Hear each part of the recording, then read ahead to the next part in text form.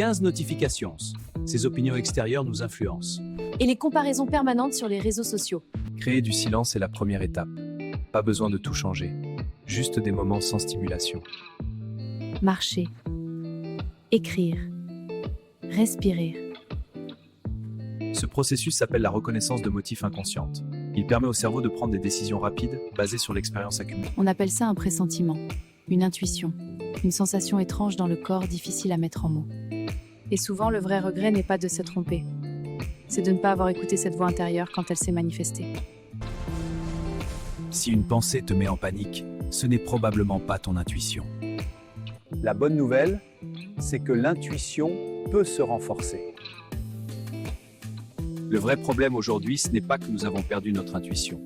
C'est que nous vivons dans un bruit constant. Ce bruit empêche les signaux intuitifs d'émerger. Alors nous prenons des décisions logiques, mais souvent désalignées avec ce que nous sommes vraiment. Pendant longtemps, on nous a appris que l'intuition n'était pas fiable, Pas rationnel. pas sérieuse. Ton cerveau analyse en permanence des milliers d'informations, des souvenirs passés, des micro-signaux, des détails que tu ne remarques même pas consciemment. La peur, en revanche, est bruyante. Elle répète les mêmes pensées. Elle crée de l'urgence et de l'angoisse. Des zones comme l'amygdale, l'insula et le cortex préfrontal travaillent ensemble pour répondre à une question simple. Est-ce une bonne direction ou non? Avant même que ta pensée logique intervienne, ton cerveau a déjà reconnu des schémas et évalué la situation. L'intuition est généralement calme et brève. Elle ne crie pas, elle ne dramatise pas.